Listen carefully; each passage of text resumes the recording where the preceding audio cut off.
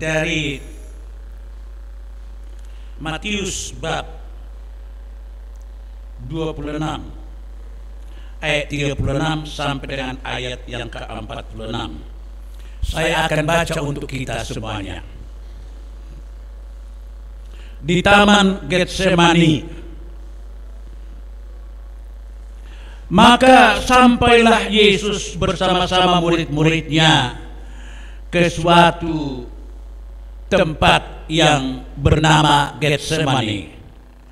Lalu ia berkata kepada murid-muridnya, "Duduklah di sini, sementara aku pergi ke sana untuk berdoa." Dan ia membawa Petrus, kedua anak Zebedeus, yaitu Yakobus dan Yohanes ini, sertanya. Maka mulailah ia merasa sedih dan gentar.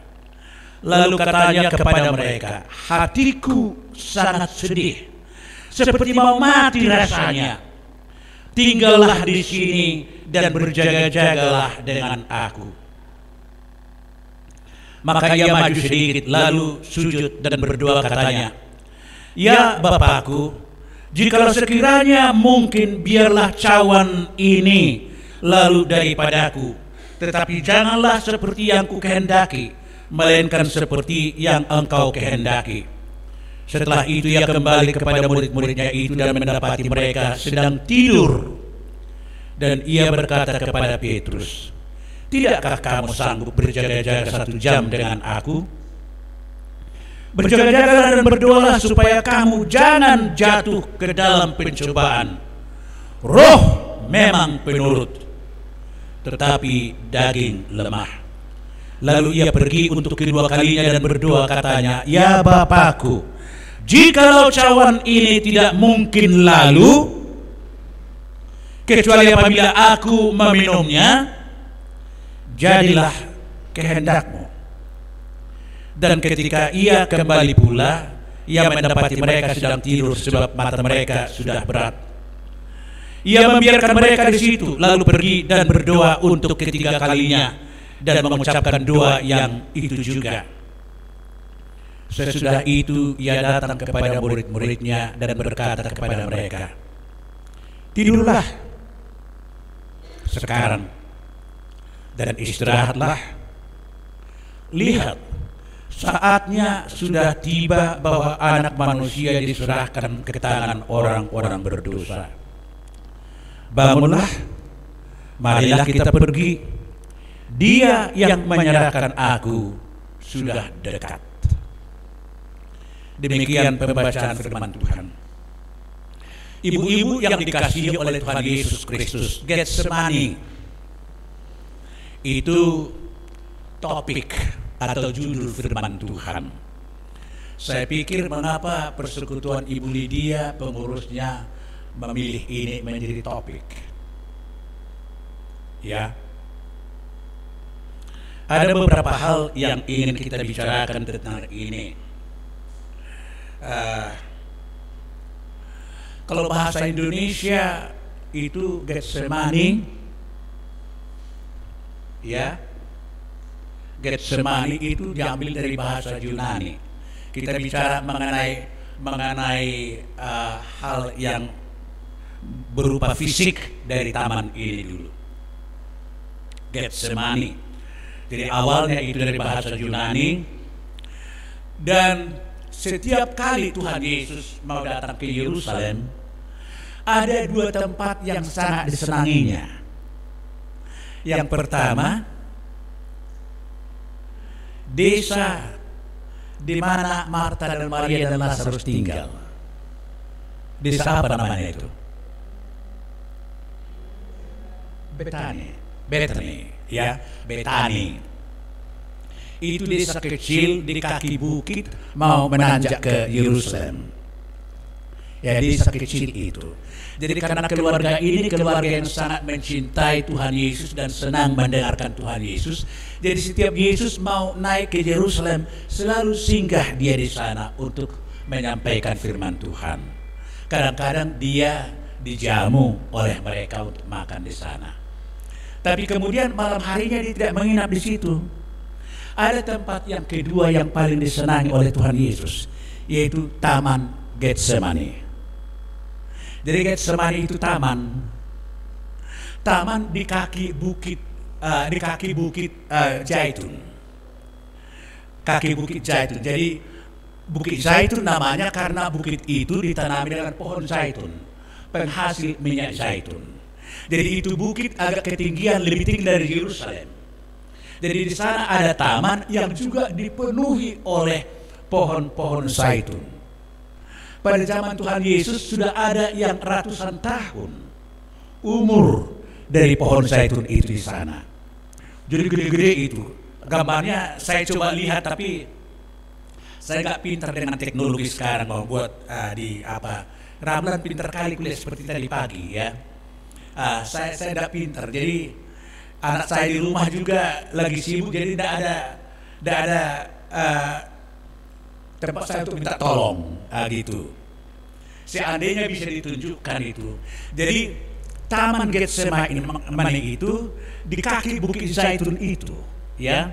Dan dari sana, mengapa Yesus senang di situ? Karena itu tempat di mana sangat enak berdoa, sangat teduh dan tenang. Dan melebihi hal itu, dari Taman Getsemani itu bisa kelihatan Yerusalem, terutama Bait Allah. Kita tahu bahwa Yerusalem itu adalah kota yang selalu diagungkan oleh semua bangsa Israel. Ya. Dan Yerusalem itu adalah penampilan fisik dari kota surgawi Yerusalem baru sebenarnya. Ya, Yerusalem baru yang ditinggalkan oleh Tuhan Yesus sebelum dia datang menjadi manusia. Surga Yerusalem baru itu. Ya, jadi kalau Daud membangun kota Yerusalem fisik yang ada di Israel itu merupakan prototipe yang sangat sederhana sekali dari tempat Tuhan Yesus sebelum datang dia ke dunia ini menjadi manusia. Ya, Yerusalem surgawi itu. Jadi dari bukit pohon zaitun ini, karena mereka semua harus berziarah minimal 2 kali 1 tahun ke Yerusalem itu. Jadi enak sekali memandang kota Yerusalem itu. Dan karena kita tahu semua orang Israel kalau berdoa harus sama seperti Islam harus berkiblat ke Mekah. Mereka harus berkiblat ke Yerusalem. Dan karena Bait Allah itu berada di bukit di kota Yerusalem itu yang agak ketinggian, jadi lebih menonjol itu kelihatan dari Taman Getsemani ini, ya, Bait Allah itu. Dan kita tahu Bait Allah itu adalah sentral kekudusan Tuhan. Di sana ada bilik yang maha kudus yang mereka yakini bahwa Allah bersemayam di sana. Jadi kalau mereka berkiblat ke Yerusalem, yang utama mereka ingat di sana ada Bait Allah. Dan dari Taman Getsemani ini kelihatan itu. Jadi Yesus setiap kali datang ke Yerusalem, dia berdoa di sini, membawa murid-muridnya kemari berdoa dan menginap di sana di taman itu. Jadi itu diketahui oleh Judas juga. Karena Judas selama Yesus menjadikan dia menjadi murid, dia selalu juga ikut bersama dengan Tuhan Yesus berdoa dan menginap. Judas tahu bahwa Yesus tidak pergi kemana-mana untuk menginap. Kalau dia datang ke Yerusalem, selain daripada pergi untuk berdoa di sana, dan setelah berdoa mereka menginap di situ. Kita bayangkanlah itu. Ya, karena tempat itu merupakan tempat doa. Ada orang seperti di Medan ini tempat ada bukit doa di sana, ya kan? Ya, di Kediri ada Taman Getsemani juga dibuat tempat doa, di mana orang di sana, kalau yang di Kediri itu Taman Getsemani itu di samping taman di situ ada pohon-pohon bunga, tapi ada pondok-pondok di mana orang bisa menginap. Tapi kalau Taman Getsemani ini tidak ada pondok. Mereka menginap di bawah pohon zaitun yang gede-gede ini, yang umurnya sudah ratusan tahun. Jadi kita tahu bahwa kalau semakin rohani orang, semakin akrab seseorang dengan Tuhan, Dia selalu mencari tempat yang paling enak di mana dia bisa membulatkan hatinya untuk berbicara dengan Tuhan. Itu sebabnya ada orang membuat ruang doa di rumahnya, ya kan? Asal mau berdoa, apakah keluarga atau pribadi dia berdoa, mereka kumpul di sana dan berdoa karena mereka merasakan itu sudah dikhususkan untuk tempat berdoa. Jadi Yesus seperti melakukan hal itu. Ya. Dan pada saat ini firman ini kita baca, Yesus baru selesai memimpin perjamuan kudus. Jadi perjamuan kudus itu ialah satu hari sebelum Yesus ditangkap, di mana dia sendiri yang memecah-mecahkan roti itu dan memberikan kepada murid-murid yang 12 itu, dan mengatakan ini tubuhku, makanlah. Lalu dia juga mengambil satu cawan. Sebenarnya cawan katanya cangkir, itu kan cangkir besar begitu seperti piala. Itu sebabnya kita kalau di gereja dulu sekarang ya, oleh karena merasa apalagi sudah ada si corona ya, orang nggak mau lagi memakai cangkir di gereja, sudah seloki-seloki kecil begini kalau mau perjamuan kudus. Di samping merasa jijik kok sudah dari mulut orang. Kalau dulu kan selalu satu-satunya cawan itu. Kita minum gini, dikasih bendera sama orang lain, minum dari cawan yang sama. Yesus juga melakukan hal yang sama. Karena apa? Karena cawan itu merupakan diri pribadi Tuhan Yesus. Jadi waktu anggur ditaruh di situ, maka dikatakan darahku ini yang tertumpah bagi kamu. Iya, yang tertumpah bagi kamu. Jadi Yesus baru melakukan satu acara yang kudus, yang menolong murid-murid itu mengingat tentang apa yang sudah 3 kali diingatkan oleh Tuhan Yesus, bahwa dia akan mati, ditangkap oleh pemimpin-pemimpin Yahudi, bekerja sama dengan tentara Romawi, dan dia akan mati. Dan waktu dia memimpin perjamuan kudus pada kali yang terakhir itu yang mau diingatkan oleh Tuhan Yesus, maka dikatakan ini tubuhku, ini darahku yang ditumpahkan bagi kamu. Dari cawan itu. Dan sekarang dia membawa murid-murid itu menjelang malam hari ke taman Getsemane itu untuk berdoa. Dan Yesus tahu bahwa itu adalah kali yang terakhir dia akan datang ke tempat yang paling disukai itu, tempat pertemuannya dengan Bapa Surgawi. Sebenarnya satunya dengan Bapa Surgawi kan tidak pernah dia terpisah. Tetapi sebagai manusia karena dia telah datang ke dunia ini sebagai manusia, walaupun dia satu tetap dalam keadaan sebagai manusia pun dia tetap satu dengan Bapa itu, tetapi dia memiliki tempat khusus untuk berbicara dengan Bapa di sorga. Ada unsur kemanusiaan itu bagi dia kan. Dia lapar, dia haus, dia letih, dan dia juga merindukan untuk berbicara dengan Bapa Surgawi, berdoa. Lalu dia memilih tempat itu merupakan tempat yang paling disenanginya.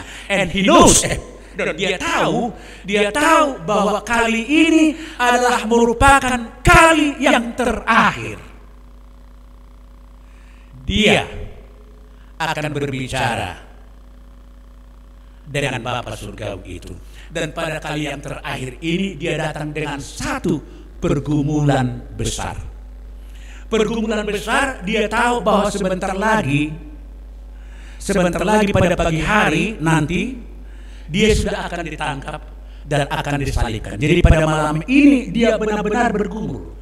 Nah, dia membawa murid-muridnya itu. Kita bayangkan ikut ke taman itu. Tetapi untuk tempat dia berdua, dia bawa 3 murid yang paling akrab dengan dia. Petrus, Yakobus, dengan saudaranya Yohanes, anak Zebedeus. Jadi dibawa ketiga itu ke tempat yang lebih apa lagi, ya kan? Lebih jauh lagi terpisah dari yang 9 orang lagi ini. Itu pun disuruh mereka bertiga duduk di situ dan dikatakan berjaga-jaga dan berdoalah. Hatiku sangat berat sekali sekarang. Hatiku sangat susah. Aku sangat sedih, dikatakan. Karena Yesus sangat tahu bahwa besok pagi dia sudah akan ditangkap. Lalu kira-kira beberapa jauh dari murid yang 3 orang itu, dia pergi kemudian berdoa secara pribadi, berbicara. Dan hanya satu yang diminta, yaitu supaya cawan itu dijauhkan dari dia. Semalam, beberapa jam yang lalu dia memakai cawan itu. Sekarang dia berbicara tentang cawan di Taman Getsemani ini. Dalam bahasa Inggris ada istilah Holy Grail. Holy Grail. Itu cawan di mana isinya adalah sesuatu yang sangat kotor dan sangat menjijikkan. Jadi kontradiktif dengan tadi dia memakai cawan di mana ada anggur yang merupakan simbol darahnya yang akan dicurahkan demi keselamatan manusia, diminumkan itu kepada murid-murid itu. Tapi ini sekarang dia sendiri yang harus meminum. Tapi yang diminum itu ialah isi daripada cawan yang jorok ini. Maka dikatakan jauhkan, kalau boleh jauhkanlah cawan ini daripadaku. Mengapa dikatakan itu Holy Grail kalau dalam bahasa Inggris, ya? Maaf ibu-ibu kalau saya memberikan satu contoh, ya. Ada seorang ibu yang sangat setia mencintai suaminya. Sangat setia dan tidak pernah terbayang di dalam dirinya untuk melakukan kesalahan terhadap suaminya ini. Tapi suatu ketika ibu ini ditangkap oleh orang-orang nakal, pemuda-pemuda nakal, dan dibawa ke satu tempat satu malam, dan dia diperkosa sepanjang malam di sana tanpa diketahui oleh siapapun. Jadi setelah pagi hari dia dilepaskan. Saking dia merasa dirinya sangat jorok, dia pergi ke kamar mandi, berendam dari sana, disabun beberapa kali. Tetap dia rasakan dia masih sangat jorok, lalu terus berendam terus berendam sampai meninggal dia di kamar mandi itu. Karena merasa bahwa tidak layak dia lagi datang kepada suaminya itu, karena dia sudah sangat jorok sekali. Dalam cawan yang dimintakan oleh Tuhan Yesus supaya dijauhkan itu daripada dia, ialah dosa seluruh manusia yang akan diminumnya membuat dia akan mati sebentar lagi. Dosa manusia yang akan ditimpakan kepada dia, yang membuat dia harus mendaki ke Bukit Golgota dan disalibkan di sana, mati di sana. So Getsemani is the beginning of suffering pada malam yang terakhir ini, and Calvary, Golgota, is the end of the suffering.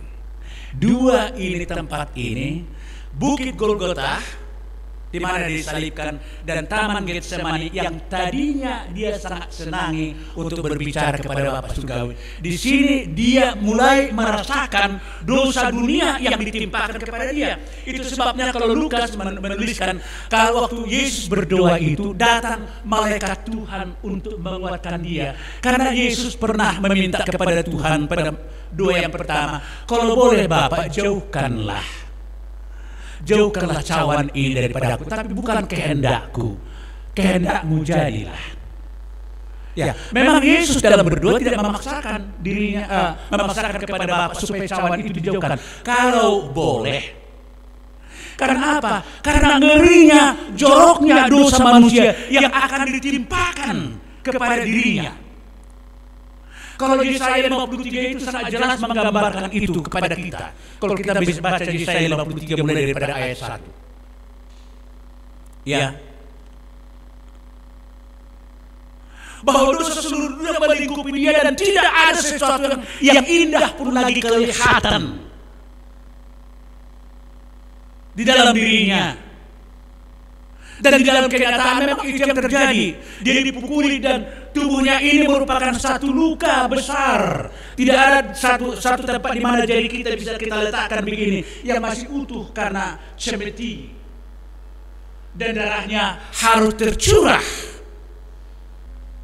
oleh karena perlakuan orang-orang berdosa. Dan Allah Bapa, mengapa dikatakan waktu Yesus berteriak dari kayu salib itu mengatakan, Bapa, mengapa engkau meninggalkan aku? Sebenarnya dia bukan ditinggalkan oleh Allah Bapa, karena Allah Bapa tidak pernah berpisah daripada dia. Tapi dosa yang melingkupi dia itu, Allah Bapa yang Maha Kudus itu tidak rela melihat dosa itu lagi. Maka disingkirkan mukanya, tidak mau melihat anaknya yang sudah dipenuhi dengan dosa yang bukan dilakukannya sendiri, tapi dosa manusia yang ditimpakan kepada dia, supaya manusia yang harus mati karena dosa mereka tidak harus mati lagi, tapi selamat oleh karena Yesus telah memikul dosa itu bagi manusia. Jadi seperti cawan yang penuh dengan kenajisan itu yang harus diminum sendiri, yang sama seperti wanita tadi meninggal karena selalu merasa dirinya sangat najis dan tidak layak lagi untuk bergaul dengan suaminya. Itu yang dialami oleh Tuhan Yesus karena kita. Yesus sangat tahu bagaimana joroknya isi daripada cawan itu, maka sampai dia minta kepada Bapa supaya menjauhkan itu daripada dia. Tapi akhirnya dia dikatakan, bukan kehendakku Bapa, kehendakmu jadilah. Artinya kalau aku harus mati karena dosa manusia, supaya manusia ini bisa hidup, karena untuk itulah engkau utus meninggalkan sorga, meninggalkan kemuliaanku, menjadi manusia yang hina aku. Filipi 2 itu, ya kan? Teori kenosis itu mengosongkan diri. Dia mengosongkan dirinya dari kemuliaannya, dari kekayaannya, dari ketampanannya, dari segala sesuatu yang indah yang dimilikinya di sorga, dan datang menjadi manusia, bahkan menjadi hamba bagi manusia. Dan sebagai manusia yang hina dina, dia masih harus meminum Holy Grail itu ke dalam dirinya semuanya, sehingga dosa manusia itu ditimpakan kepada dia.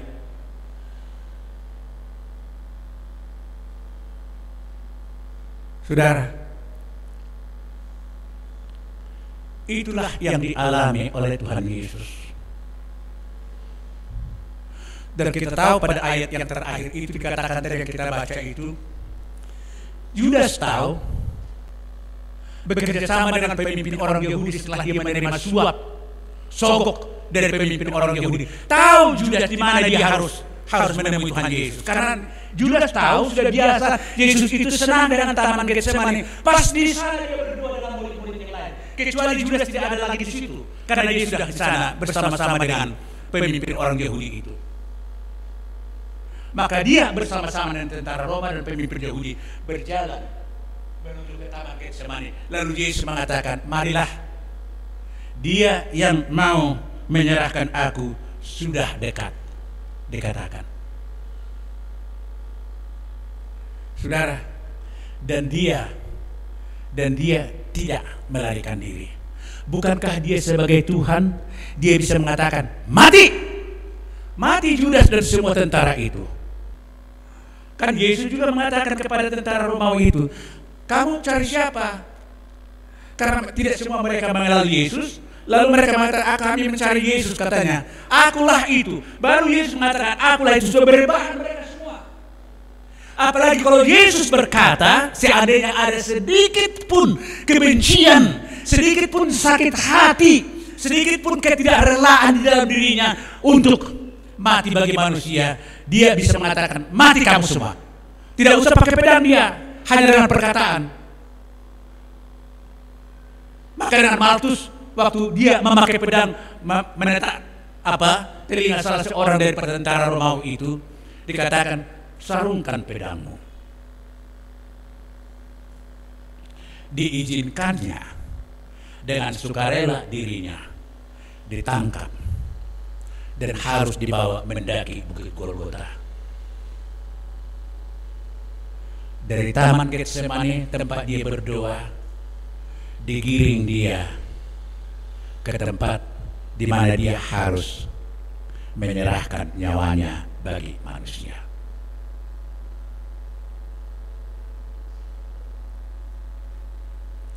Makanya Taman Getsemani itu sekarang merupakan tempat ziarah, salah satu tempat ziarah yang selalu dikunjungi. Masih ada di antara mereka yang tidak tahu apakah gaib itu benar. Gaib itu mengatakan bahwa pohon zaitun ini adalah pohon zaitun yang hidup pada masa Tuhan Yesus, katanya. Ya kan? Tapi bukan itu yang paling penting sebenarnya, ya kan? Tapi orang mengingat penderitaan Tuhan Yesus mulai dari hari terakhir atau malam terakhir di Taman Getsemani itu dia berdoa, kemudian berangkat meninggalkan, dan dia tidak akan pernah lagi masuk ke Taman Getsemani itu. Saudara, karena dia harus menyerahkan nyawanya bagi manusia, termasuk bagi kita. Jadi kalau Yesus mengalami itu, bukan karena kesalahannya. Kalau kita mendengar kesaksian tadi kan penderitaan itu sampai berapa puluh, hampir satu mobil ya kalau dikumpul duitnya itu, ya kan tadi kan mau bilang gitu kan, sudah bisa beli satu mobil loh. Itu bukan Holy Grail itu. Karena dikatakan itu holy, itu karena Tuhan Yesus itu kudus. Tapi yang dimasukkan kepada dia grill itu, kotoran, racun itu yang akan membuat dia mati, yaitu dosa manusia membuat dia najis, itu yang membuat dia mati. Ya. Jadi tidak sama itu dengan holy grail Tuhan Yesus yang kita alami ini. Karena kesalahan kita, maka kita kadang-kadang mengalami hal itu, ya kan? Walaupun banyak orang, apalagi kalau tidak akrab dengan Tuhan, sering mempersalahkan Tuhan. Mengapa Tuhan engkau izinkan aku mengalami ini, mengalami ini, mengalami ini, mengalami ini? Padahal kalau dia meneliti dirinya, sejauh mana akrabnya dia dengan Tuhan, bergaul, sejauh mana dia mencintai firman Tuhan, sejauh mana dia berpegang kepada firman Tuhan itu dikala kepadanya diperhadapkan sesuatu hal untuk dilakukan. Menarik kan? Dunia ini kan sangat menarik. Tetapi kalau firman Tuhan sudah mengatakan, it is not from me, itu bukan dari saya, itu bukan kehendakku, relakah kita mengatakan, Tuhan, aku tidak mau menerima yang menggiurkan itu, karena itu bukan kehendakmu. Aku mau mengikut kehendakmu. Apalagi kalau ini menggiurkan, ya kan? Menggiurkan. Ada satu nyanyian itu, saya mau menerjemahkan ke dalam bahasa Batak, tapi saya sampai sekarang masih gagal. Karena sangat dalam arti daripada syair lagu itu dalam bahasa Inggris. Dalam bahasa Inggris dikatakan, kalau di Indonesia kan, walaupun aku memiliki semua harta dan namaku sangat dikenal orang, tapi aku adalah orang yang paling malang kalau aku tidak berjalan bersama dengan Tuhan Yesus. Kalaupun aku memiliki semua harta, semua harta dan nama yang didambakan ini, yang didambakan oleh semua manusia, tapi aku adalah orang yang paling malang kalau aku tidak berjalan bersama dengan Tuhan Yesus. Kalau kita menyelidiki diri kita, kira-kira berapa persen kebenaran dari rasa malang itu di dalam diri kita kalau kita tidak berjalan bersama dengan Tuhan Yesus? Tapi persentase yang lebih banyak menggiurkan kita ialah harta dan nama yang didambakan oleh semua manusia.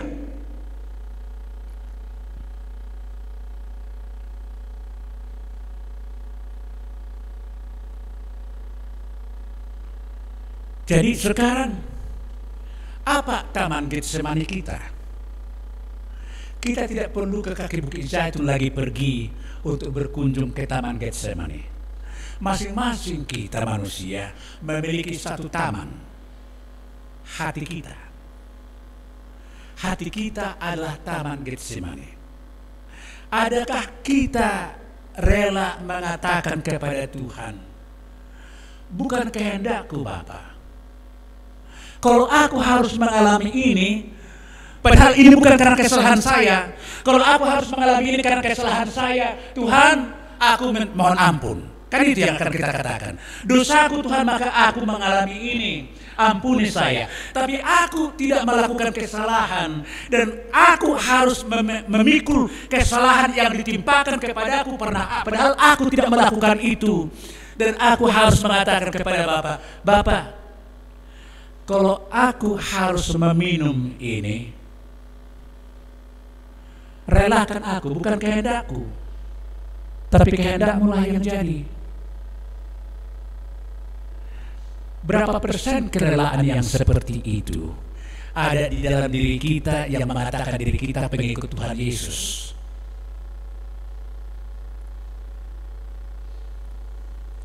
Atau masih lebih besar persentase itu mengatakan, kan bukan salahku, tapi diperbuat sebab aku ini, aku benci. Ya sudahlah, ampun. Apa ampuni? Emangnya si oto-oto, si loak-loak? Yesus jauh lebih oto. Yesus jauh lebih loak. Tidak ada satu yang salah dilakukan.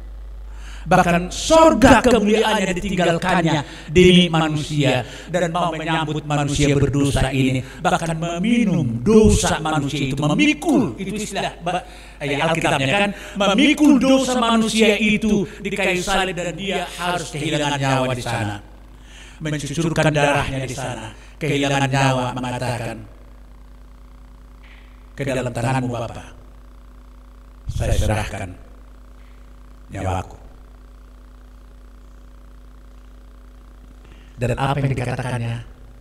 Bapa, ampunilah mereka, karena mereka tidak tahu apa yang mereka perbuat itu. Adakah kerelaan yang seperti itu di dalam hati kita? Dikala kita disakiti, dipersalahkan orang lain, bukan oleh karena kesalahan kita. Kita sangat mengasihi dia, tetapi dia masih tetap memperlakukan kita dengan semena-mena.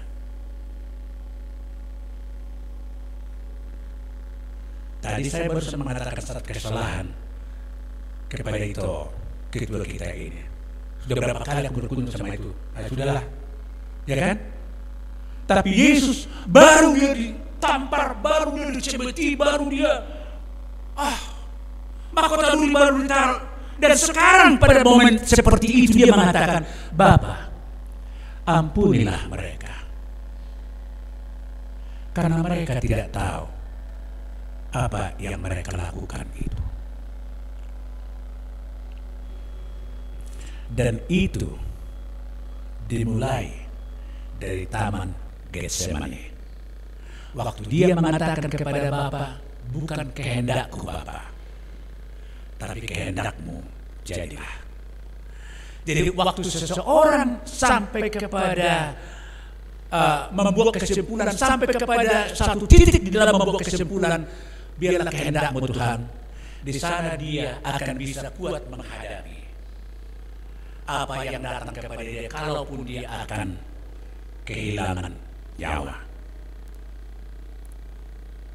Jadi ibu-ibu, marilah kita berdoa di dalam hati kita. Kita masing-masing ada taman Getsemani di sini. Tuhan, menjelang peringatan hari Paskah yang akan diperingati oleh semua umat Kristen di dunia, aku mau secara pribadi Tuhan mengatakan banyak kesalahanku. Karena dosakulah maka engkau juga disalibkan, mati kehilangan nyawa. Tetapi ada orang yang selalu mempersalahkan saya Tuhan, padahal saya tidak melakukan apa yang salah kepada dia. Saya sekarang rela mengatakan, dari taman Getsemani saya ini saya berdoa, Bapa, ampunilah mereka. Mereka tidak tahu apa yang dilakukan itu. Mungkin itu suami. Bapa, ampunilah suamiku ini yang selalu memperlakukan aku seperti ini, padahal aku begitu mencintai dia, aku begitu berusaha untuk menyenangkan dia, tapi aku selalu diperlakukan seperti ini. Tuhan, ampunilah dia Tuhan. Dia tidak tahu apa yang diperbuatnya itu. Kalau aku harus memikul sampai ke Golgota pribadiku, aku harus berjalan dari taman Getsemani ke Golgota pribadiku, di mana aku dipermalukan bahkan di depan orang lain.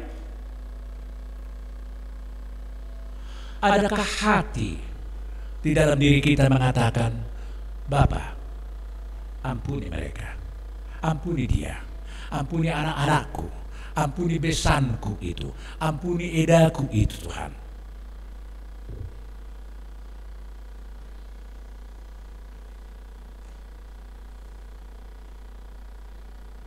Dan itu harus dimulai dari taman Getsemani. Getsemani kita itu harus kita pelihara, menjadi tempat kita benar-benar bisa menikmati Tuhan, karena Tuhan ada di dalam hati kita.